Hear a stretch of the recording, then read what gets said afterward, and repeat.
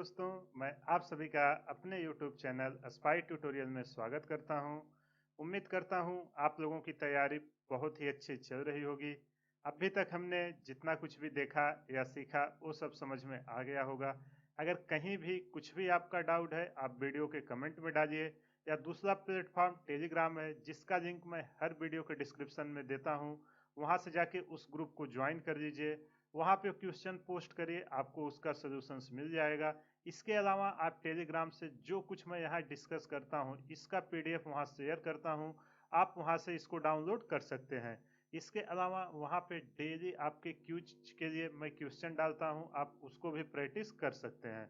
तो आज के सेशन में हम लोगों ने जो रोटेशनल मोशन स्टडी किया था उसके अलावा उसके इम्पोर्टेंट क्वेश्चन जो थे वो भी डिस्कस कर दिए थे। अब उसके रिलेटेड आप देखिए जो एग्जाम में नीट में पूछे गए हैं, और वो भी लेटेस्ट ईयर के, जो अभी 2024 में हुआ और 2023 2022 लेटेस्ट ईयर में आप देखना जो भी क्वेश्चन है एकदम इजी क्वेश्चन पूछे गए हैं, और ऐसा एक भी क्वेश्चन नहीं है जिसका कॉन्सेप्ट मैंने आपको नहीं सिखाया है। तो चलिए बिना टाइम वेस्ट किए हुए सेशन शुरू करते हैं।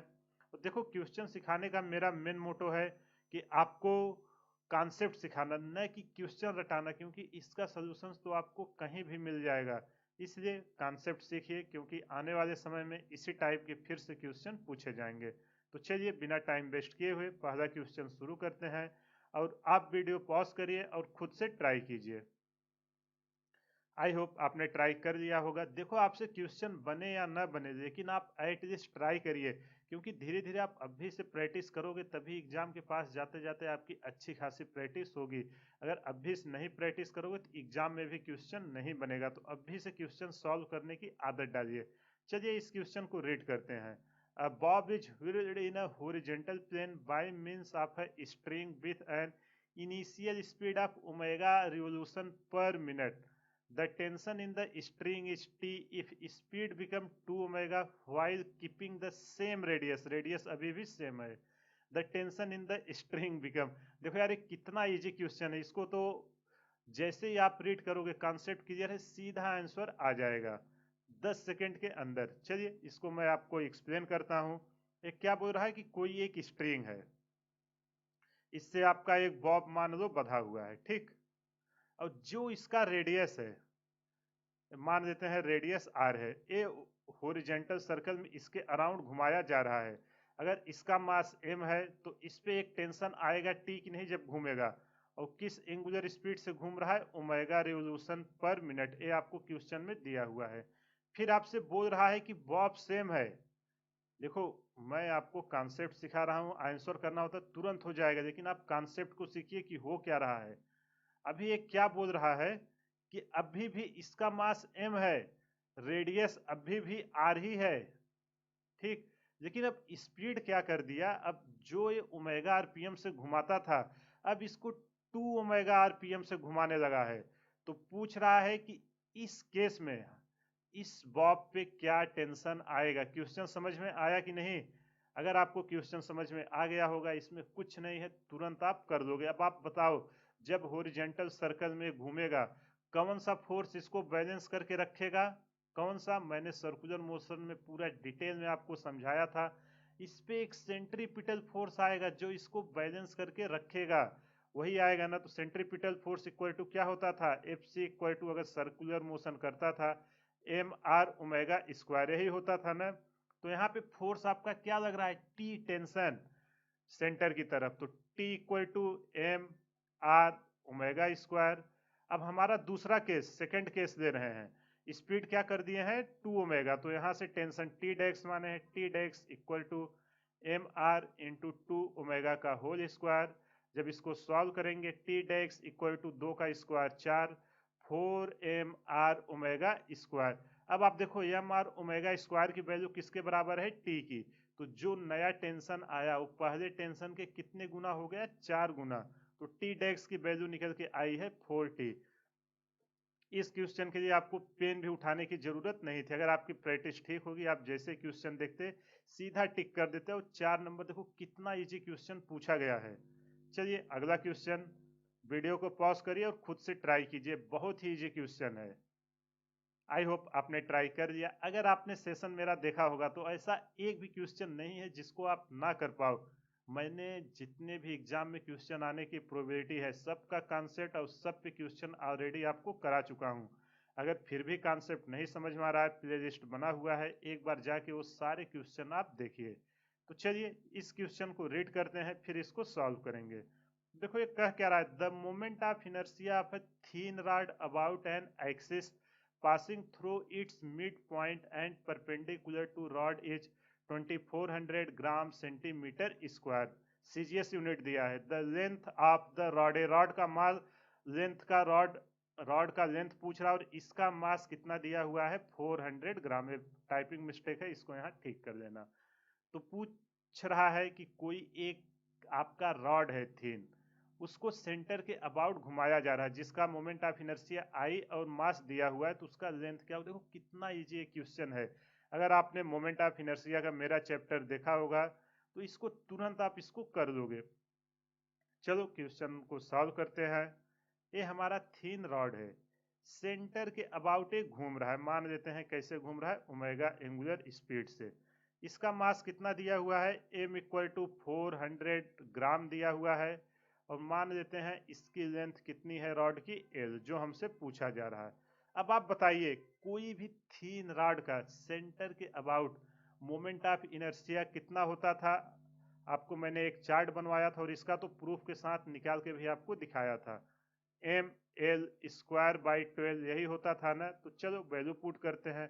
देखो कितना इजी एक क्वेश्चन आया हुआ है। आई की वैल्यू आपको दिया हुआ है, एम की वैल्यू दिया है 400 ग्राम, एल स्क्वायर की वैल्यू पूछ रहा है डिवाइडेड बाई 1200। यहाँ से जब हम इसको सॉल्व करेंगे तो हमारा L square equal to 2 zero से 2 जीरो कैंसिल हो जाएगा, 4 छंग 24 और 12 छंग 72। जब इसका स्क्वायर रूट लेंगे ये हमारा निकल के आएगा 8 अठाई 64 और 9 9 81, मीन्स एल इक्वल टू 8.5 सेमी के अप्रॉक्स आपका निकल के आएगा। तो एग्जाम में ऐसे ही क्वेश्चन सॉल्व करने हैं। कितना इजी ये क्वेश्चन पूछ रहा है। जैसे आपने 72, देखो गलती यहाँ होगी, एम एल स्क्वायर दोनों ऑप्शन दिया है तो स्क्वायर रूट लेना मत भूलना। एग्जामिनर को पता है कि कितने लोग यही निकालेंगे, जल्दबाजी में टिक कर देंगे, तो ऐसी गलती से बचना है। देखो कितना इजी क्वेश्चन था, ये भी नीट 2024 में पूछा गया और इसी चैप्टर से दूसरा क्वेश्चन जिसमें बिल्कुल इजी पूछे गए हैं। सोचो 8 नंबर इसी से हो गए। चलो अगला क्वेश्चन। ये भी क्वेश्चन नीट 2024 में इसी चैप्टर से आया हुआ है। वीडियो को पॉज करिए और इसको सॉल्व करिए। ये बहुत ही अच्छे कॉन्सेप्ट पे पूछा गया है। आई होप आपने सॉल्व कर लिया होगा। अगर आपसे सॉल्व हो गया तो बहुत ही अच्छी बात, नहीं सॉल्व हुआ तो मैं कर रहा हूं और देखिए कि आपसे कहाँ पे मिस्टेक्स हो रही है। तो देखो इसमें बहुत लोगों को कंफ्यूजन होता है। बहुत लोग क्या करेंगे, यूनिफॉर्म स्पीड देखेंगे सीधा आंसर गलत टिक कर देंगे। ठीक है, बट आपको ऐसा नहीं करना है। पहले इसके कॉन्सेप्ट को समझिए। क्या बोल रहा है, एक पार्टिकल है जो यूनिफॉर्म स्पीड से एक सर्कुलर मोशन कर रहा है। ठीक, तो चलो ले लेते हैं। एक हमारा कोई पार्टिकल है यहाँ पे जिसकी स्पीड यूनिफॉर्म है। स्पीड यूनिफॉर्म मतलब कांस्टेंट, जिस स्पीड से जा रही है। अब बहुत लोग जैसे ही देखेंगे बोलेंगे यूनिफॉर्म स्पीड है, ये तो बदलेगी नहीं, मतलब एक ऑप्शन तो कांस्टेंट वेलोसिटी होगा, उसको टिक कर देंगे। बट आपको याद होना चाहिए वेलोसिटी आपकी क्या है। वेलोसिटी जो है उसमें अगर आपने वेक्टर और वो सब देखा होगा, जब हम आपको मोशन इन प्लेन पढ़ा रहे थे, वेलोसिटी में क्या होता है, मैग्नीट्यूड प्लस डायरेक्शन। ये हमारा क्या है, वेक्टर क्वांटिटी है। ठीक है, अब देखो जब ये मोशन करेगा पार्टिकल, इसका डायरेक्शन तो कंटिन्यू बदलेगा। मैग्नीट्यूड भले कांस्टेंट है भी, लेकिन यहाँ आएगा तो इसका डायरेक्शन ये है। जब इधर पे भी पहुंचेगा तो इसका डायरेक्शन देखो बदल गया, यहाँ भी आएगा इसका डायरेक्शन बदल जाएगा, इधर पहुंचेगा तो इसका डायरेक्शन बदल जाएगा। तो यहाँ देखो डायरेक्शन कंटिन्यू चेंज हो रही है। मैग्नीट्यूड भले कांस्टेंट है बट डायरेक्शन चेंज हो रही, तो हमारा वेलोसिटी क्या हो रहा है, वेलोसिटी हमारी चेंज हो रही है। वेलोसिटी बेयरिंग समझ में आया कि नहीं, आप कंफ्यूज मत होना। ऑप्शन में वेलोसिटी के बारे में पूछ रहा है, देख लो ध्यान से, बेयरिंग वेलोसिटी और पता। और कंफ्यूजन के लिए ही यहाँ देखो स्पीड दिया हुआ है, तो बहुत लोग कंफ्यूज होकर सीधा आंसर टिक करके गलत करके चले आएंगे। तो उसको समझिए कि अगर कोई भी पार्टिकल सर्कुलर मोशन करता है, उसका डायरेक्शन कंटिन्यू बदलते रहता है, भले वो यूनिफॉर्म वेलोसिटी में है, ठीक। तो जिसके कारण उसकी वेलोसिटी लगातार चेंज होती जाएगी, क्योंकि या तो मैग्नीट्यूड या डायरेक्शन दोनों में से कोई एक चेंज होगा तो वेलोसिटी चेंज हो जाएगी। अब चलिए एक्सेलरेशन की बात करते हैं। एक्सेलरेशन इक्वल टू क्या होता है? Change in velocity by change in time. अगर वेलोसिटी में चेंज हो रहा है तो एक्सेलरेशन में भी चेंज होगा। तो इसका हमेशा एक सेंटर की तरफ एक्सेलरेशन लगेगा, इधर आएगा, इधर, ठीक। तो देखो इसका भी डायरेक्शन कंटिन्यू बदल रहा है, तो इससे हम क्या कह सकते हैं? जो हमारा एक्सेलरेशन है वो भी कंटिन्यू बदल रहा है। Acceleration due to its consist inward, देखो इसी से सेंट्रीपिटल सेंट्रीफ्यूगल याद है ना कैसे आते थे, टुवर्ड्स द सेंटर की तरफ जो रहता था उसी से चेंज हो रहा है। तो हमारा एक्सेलरेशन क्या हो रहा है? ये भी कंटिन्यू बदल रहा है। तो कौन सा ऑप्शन सही हुआ? ये तो आप कॉमन सेंस से भी आप आंसर दे सकते थे, ऑप्शन डी हमारा सही हुआ। देखो तीसरा क्वेश्चन, दो चैप्टर मिला के सर्कुलर और रोटेशनल मोशन मिला के 3 क्वेश्चन हो गए हैं, मतलब 12 नंबर तो आपके इधर से ही। और कितना इजी, एक भी ऐसा क्वेश्चन नहीं है जिसके लिए आपको ज्यादा मेहनत करने की जरूरत पड़े। चलिए इस क्वेश्चन को वीडियो पॉज करिए और इसको सॉल्व करिए। आई होप आपने सॉल्व कर लिया होगा। अगर आपसे सॉल्व हुआ तो बहुत ही अच्छी बात, नहीं सॉल्व हुआ तो मैं कर रहा हूँ, देखिए कि कहाँ पे आपसे गलती हुई। अगर आपने रोलिंग मोशन का मेरा लेक्चर देखा होगा, इस क्वेश्चन को तुरंत कर लोगे बिना पेन उठाए। तो चलो इसको पहले रीड करते हैं फिर सॉल्व करेंगे। A wheel of a bullock cart is rolling on a level road as shown in figure below। एक आपका बुलक कार्ट का व्हील है जो रोलिंग मोशन कर रहा है, v वेलोसिटी इसका ट्रांसलेशन दिखाया गया है। If its linear speed v in the direction, which one of the following option is correct? P and Q are any highest and lowest point। P आपका यहाँ पे एक हाईएस्ट पॉइंट है और Q यहाँ पे लोवेस्ट पॉइंट है। P और Q के बारे में इसमें से कौन सा ऑप्शन सही है वही पूछ रहा है। अब आपको अगर याद होगा, अगर ये प्योर रोलिंग कर रहा है, ये देखो रोलिंग, अगर ये प्योर रोलिंग करेगा तो ये पॉइंट ऑफ कांटेक्ट बनेगा, और पॉइंट ऑफ कांटेक्ट पे क्या होता है? वेलोसिटी। यहाँ पे कोई लीनियर वेलोसिटी नहीं होती। तो अगर कोई लीनियर वेलोसिटी नहीं, रिलेटिव वेलोसिटी आपकी, सॉरी रिलेटिव वेलोसिटी जीरो होती है, तो यहाँ पे आपका वी क्यू क्या आ जाएगा? जीरो आ जाएगा। यही आएगा ना, वी क्यू आपका जीरो आएगा, क्योंकि ये पॉइंट ऑफ कांटेक्ट आपका किस पे है? रेस्ट पे है। रिलेटिव वेलोसिटी इनके बीच जीरो होगी। अब आप देखो अगर यहाँ भी है और ए आपका अगर ओमेगा स्पीड से घूम रहा होगा रोलिंग मोशन, तो पी पे क्या होगी वेलोसिटी? एक तो आपका लीनियर वेलोसिटी भी आएगी प्लस आर ओमेगा, और आर ओमेगा किसके बराबर है? भी के। तो यहाँ से भी प्लस भी कितना हो जाएगा? 2v। तो यहाँ से आप देखो P की वेलोसिटी जो निकल के आई है, velocity of P equal to 2v, और वेलोसिटी ऑफ Q निकल के आया है हमारा जीरो। तो कौन सा ऑप्शन सही है? Point P moves slower then point Q गलत, point P moves faster than point Q बिल्कुल सही। जो हमारा P पॉइंट है वो Q से तेज घूमेगा। वो कितना इजी क्वेश्चन था, ये 4 क्वेश्चन एक ही चैप्टर से पूछे गए हैं। अगर आपने ध्यान से लेक्चर अटेंड किया होता तो इस क्वेश्चन को एकदम आसानी से कर लोगे, ऐसा कुछ भी नहीं था जो आपको ना समझ में आए। चलिए अगला क्वेश्चन। देखो मेरा मेन मोटो आपको कॉन्सेप्ट सिखाना है, आप कॉन्सेप्ट अच्छे से सीखिए, क्योंकि इन्हीं सब कॉन्सेप्ट पे केवल डेटा चेंज होगा और क्वेश्चन फिर से पूछे जाएंगे। इसलिए सारे क्वेश्चन को पहले तो खुद से अटेंड कीजिए, ऐसा आपको लगना चाहिए कि एक क्वेश्चन एग्जाम में आया है और मैं इसको सॉल्व कर रहा हूँ, ठीक। चलो इस क्वेश्चन को सॉल्व करिए। आई होप आपने सॉल्व कर लिया होगा। अगर आपसे सॉल्व हो गया तो बहुत ही अच्छी बात, नहीं सॉल्व हुआ तो मैं कर रहा हूं, और देखिए कि कहाँ पे गलती हुई। देखो इस क्वेश्चन में कह क्या रहा है? A constant torque of 100 newton metre turns a wheel of moment of inertia 300 kg metre square about an axis passing through its centre starting from rest its angular velocity after 3 second. कितना easy question है, NEET 2023 में पूछा गया है, और इसी concept पे फिर से एग्जाम में क्वेश्चन आएंगे, इसलिए अच्छे से समझिए, ठीक। तो मान लेते हैं कोई हमारा एक व्हील है जो सेंटर के अबाउट घूम रहा है। इसका टार्क हमें कितना दिया हुआ है? टार्क दिया हुआ है हमको 100 न्यूटन मीटर, और क्या हमको दिया हुआ है, मोमेंट ऑफ इनर्शिया आई। आई हमको दिया हुआ है 300 kg मीटर स्क्वायर। तो कोई भी क्वेश्चन हो पहले रीड करो, डेटा समझो को हमसे पूछ क्या रहा है। अब देखो यहाँ बोल रहा है रेस्ट से स्टार्ट हुआ है। अगर रेस्ट से स्टार्ट हुआ है तो इनिशियल एंगुलर वेलोसिटी क्या होगी, 0।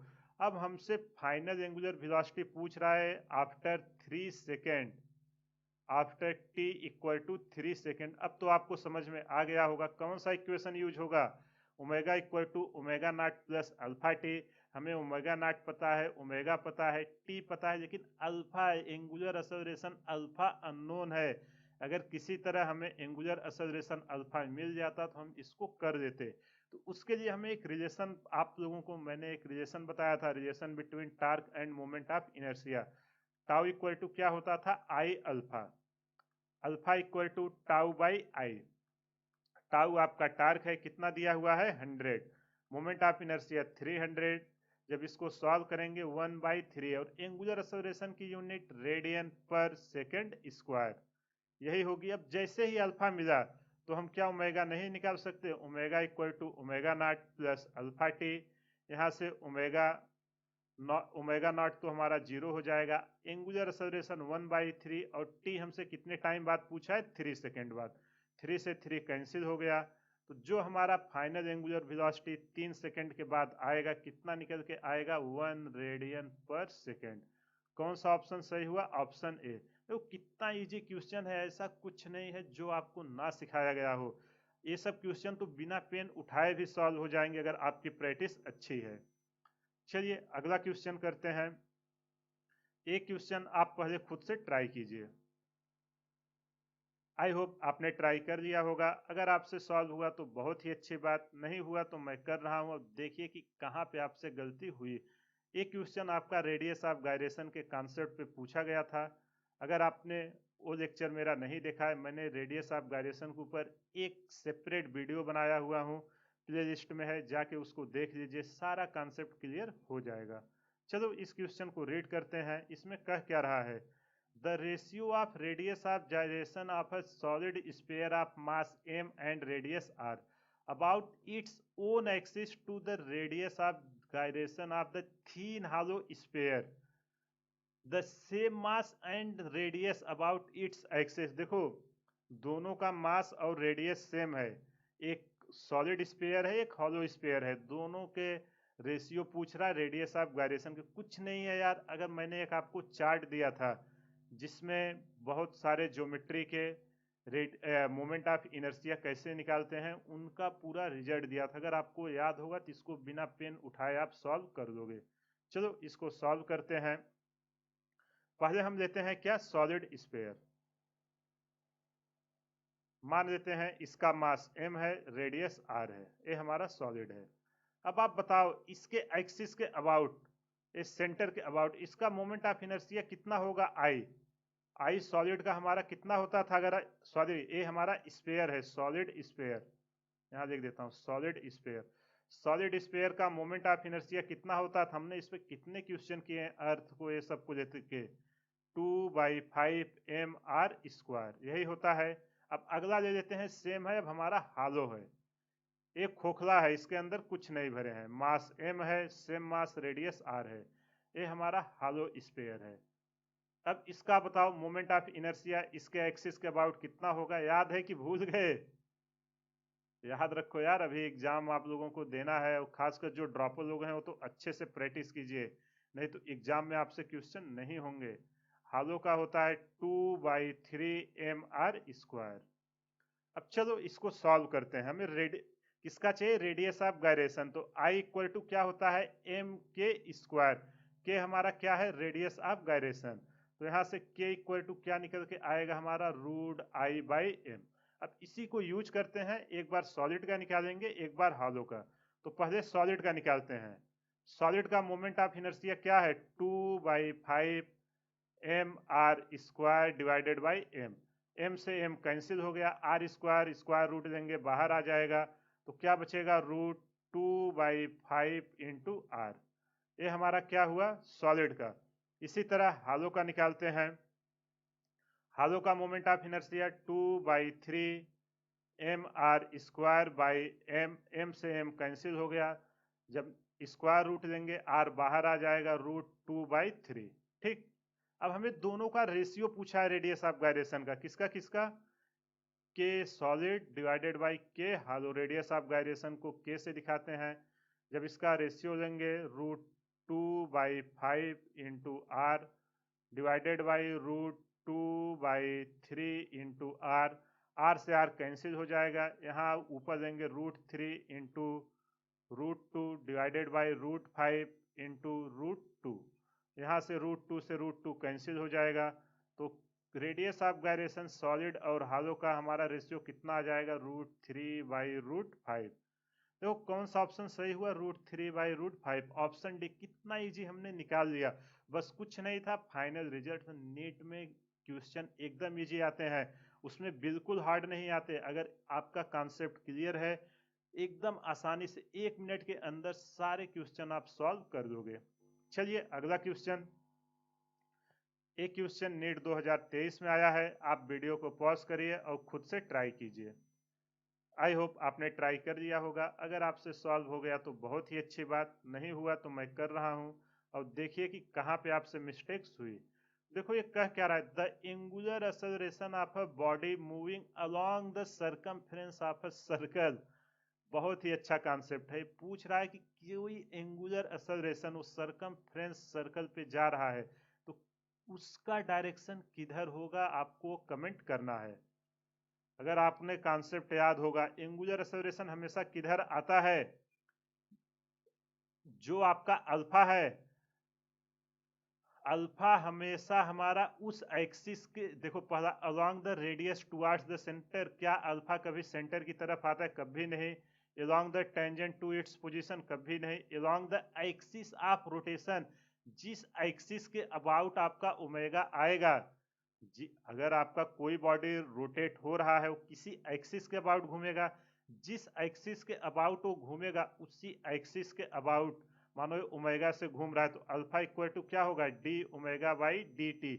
तो जिस डायरेक्शन में आपका एंगुलर वेलोसिटी होगी, उसी डायरेक्शन में आपका एंगुलर एक्सेलरेशन होगा। और ये आपका किधर घूमता है, along the axis of rotation, जिस डायरेक्शन में आपका एक्सिस घूम रहा होगा।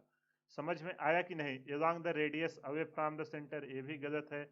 अगर आपको कॉन्सेप्ट पता होगा, बिना पेन उठाए 10 सेकंड के अंदर इस ऑप्शन को टिक कर दोगे, सिंपल सा। एंगुलर एक्सेलरेशन हमारा उधर ही आएगा जिधर हमारा जिस एक्सिस के अबाउट बॉडी घूम रही होती है। ठीक, आई होप आपको ये समझ में आ गया होगा। अगर कहीं भी कुछ भी डाउट है, आप हमें कमेंट करना, या कोई क्वेश्चन नहीं समझ में आ रहा है, आप जाइए, प्ले लिस्ट बना हुआ है, इसके कॉन्सेप्ट को सीखिए, उस पर 4-6 क्वेश्चन प्रैक्टिस कीजिए, फिर आके इस क्वेश्चन को सॉल्व करिए, देखिए अच्छे से बन जाएगा।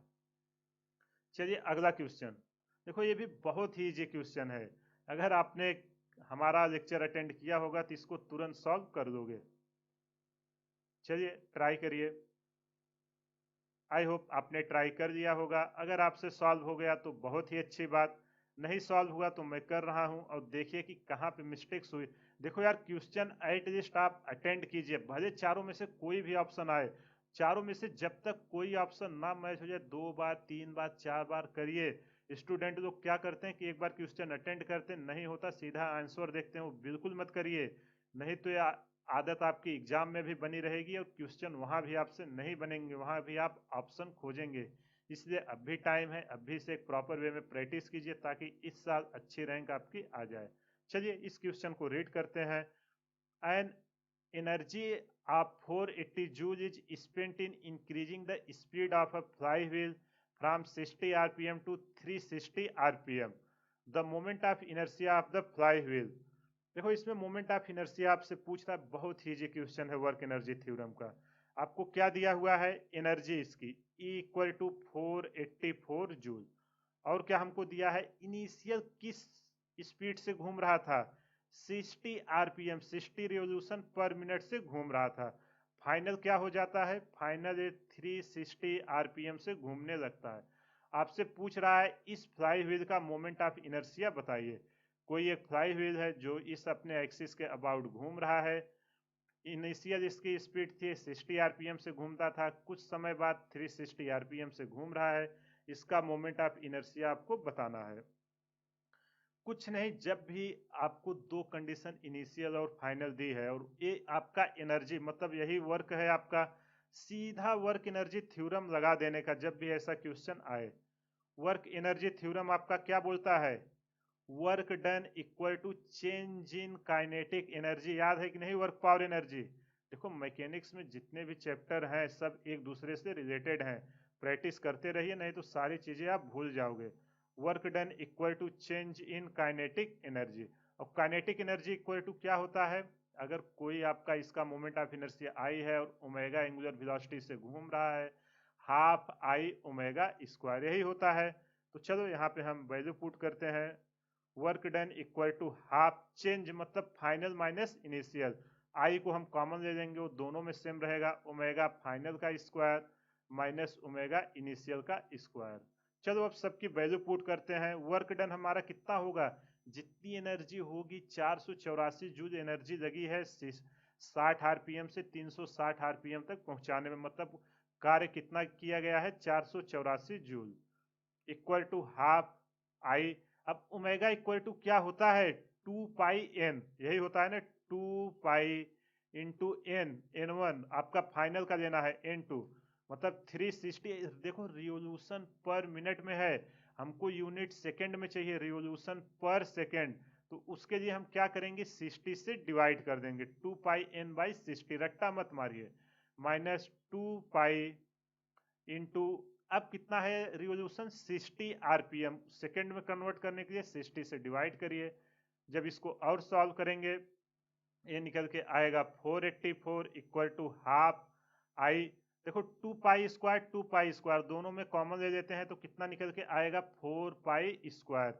अब जब इसको सॉल्व करेंगे ये कितना होगा? एक शून्य से एक शून्य गया, 6 के 36 और 6 का स्क्वायर 36 माइनस ये 60 से 60 कट जाएगा 1, यही निकल के आएगा। अब जब इसको हम सॉल्व करेंगे तो 4 से इसको डिवाइड करेंगे, फिर 2 का मल्टीप्लाई करेंगे।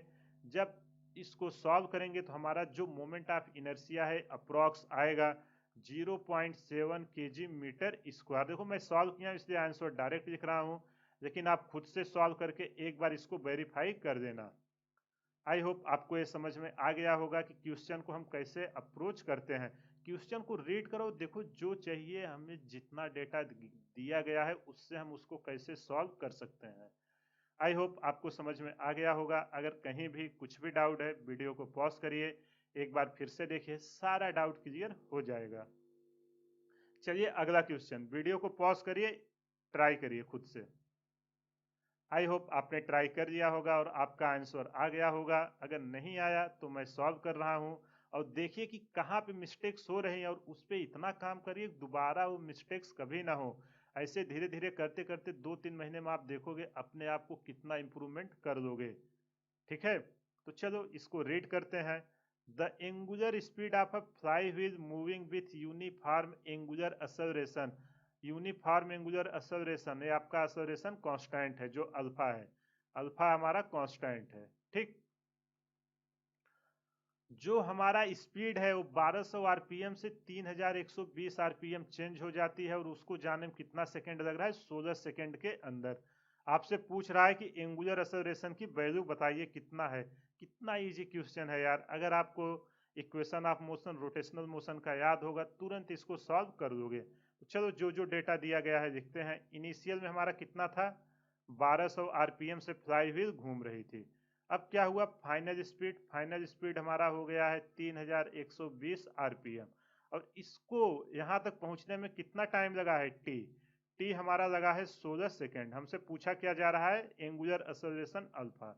समझ में आया कि नहीं? अब इसका एक ही इक्वेशन अगर इनिशियल फाइनल सब दिया रहे, टाइम भी दिया रहे, तो omega final equal to omega initial plus alpha T.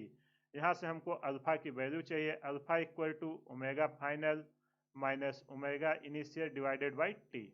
ठीक, अब चलो इसकी वैल्यू हम यहाँ पुट करते हैं। चलो ओमेगा फाइनल यहाँ निकाल देते हैं। ठीक, या डायरेक्ट वैल्यू पुट करें 2 पाई n बाई 60 करके एक साथ ही पुट करते हैं। Alpha equal to omega final 2 pi into 3120 divided by 60, क्योंकि रिवोल्यूशन पर मिनट में है उसे सेकंड में किए, माइनस 2 पाई स्पीड किस में है, रिवोल्यूशन पर सेकंड में, इंटू 1200 डिवाइडेड बाई 60। सारा कैलकुलेशन एक ही समय करना, बहुत सारे टर्म आपके कैंसिल हो जाएंगे।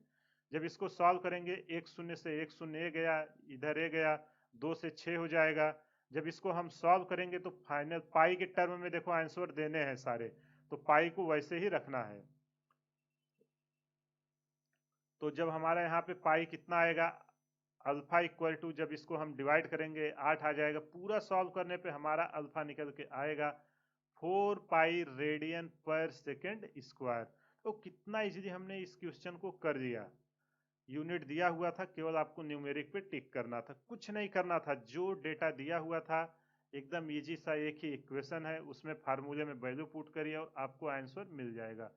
आई होप आपको ये क्वेश्चन समझ में आ गया होगा। नहीं समझ में आया, जाइए कॉन्सेप्ट सीखिए, फिर से ट्राई कीजिए, सारा क्वेश्चन आपसे सॉल्व हो जाएगा। चलिए अगला क्वेश्चन, वीडियो को पॉज करिए, खुद से ट्राई कीजिए, ये भी फार्मूला बेस्ड क्वेश्चन है। आई होप आपने ट्राई कर लिया होगा। अगर आपसे सॉल्व हो गया तो बहुत ही अच्छी बात, नहीं हुआ तो मैं कर रहा हूं, और देखिए कि कहाँ पे आपसे गलती हुई। अभी देखो रेडियस ऑफ जायरेशन पे 2024 में क्वेश्चन आया है, वहां क्या दिया था, सॉलिड स्फीयर, और उसी कॉन्सेप्ट पे 2022 में क्वेश्चन पूछा जा चुका था। तो इसीलिए आपको प्रीवियस ईयर करना कितना जरूरी है आप खुद यहाँ से देख सकते हैं। मैं आपको जो प्रीवियस ईयर कराता हूँ, कॉन्सेप्ट सिखाता हूँ, उसका मेरा मेन मोटो यही रहता है कि आप कॉन्सेप्ट सीखो, क्योंकि कॉन्सेप्ट क्लियर रहेगा, एग्जाम में कुछ भी डेटा देगा आप उसको सॉल्व कर दोगे। फालतू की बुक से क्वेश्चन सॉल्व करने की बिल्कुल जरूरत नहीं है। आपने एग्जाम में देखा कितने इजी क्वेश्चन आते हैं, कुछ लोग होते हैं जो इतने हार्ड क्वेश्चन कराते हैं और वो एग्जाम्स के कोई रिलेवेंट है ही नहीं। तो ऐसे क्वेश्चन आप मत प्रैक्टिस कीजिए, नहीं तो आप डीमोटिवेट हो जाएंगे। जितना आपके एग्जाम में आ रहा है उतना ही प्रैक्टिस कीजिए, और उसके लिए सबसे बेस्ट आपका प्रीवियस ईयर है। प्रीवियस ईयर जितना पूछा गया है सबको 2 से 3 बार लगा लीजिए, डेफिनेटली आपकी रैंक अच्छी आ जाएगी। चलो इसको रीड करते हैं। The ratio of the radius of gyration of a thin uniform disc about an axis passing through its center and normal to its plane to the radius of gyration of the disk about its diameter। ये दोनों का मैंने आपको result लिखवाया था यार, कुछ नहीं करना है। चलो फिर भी मैं इसको सॉल्व कर देता हूँ। अगर आपने वो लेक्चर मेरा देखा होगा या आपको रिजल्ट याद होगा, बिना पेन उठाए इसको आंसर टिक कर दोगे। चलो इसको सॉल्व करते हैं। एक क्या बोल रहा है कि एक थीन आपका डिस्क है, ठीक, थिन डिस्क है। पहला केस ये अपने सेंटर के अबाउट घूम रहा है, जिसका मास m और रेडियस r है, ठीक। दूसरा केस है जिसमें इसके डायमीटर के अलोंग घूम रहा है, ठीक। अब आपसे पूछ रहा है इन दोनों केस में इसके रेडियस ऑफ जायरेशन का रेशियो बताना है। तो डिस्क का क्या होता है, डिस्क का अगर आपको याद होगा, यहाँ पे जब सेंटर के अबाउट घूमता है तो आता है m r स्क्वायर बाई 2, और ये आई सेंटर के अबाउट, और जब डायमीटर के अराउंड घूमेगा आई डी, ये हमारा निकल के आता है एम आर स्क्वायर बाई 4। ये कैसे निकल के आता है वो सब भी मैंने पूरा डिराइव आपको कराया हुआ है मोमेंट ऑफ इनर्शिया लेक्चर में। लेकिन मैंने आपको बोला था रिजल्ट याद रखना, at least sphere, cylinder, disc, solid, hollow sphere, ये सब के जितने भी हैं, क्योंकि एग्जाम में बार बार इन्हीं सब पे क्वेश्चन पूछे जाते हैं। जो आपको 12 से 14 रिजल्ट मैंने बताया था वो सब आप रट के रखिएगा, क्योंकि वो आपका बहुत टाइम सेविंग करेगा। तो चलो इसको सॉल्व करते हैं।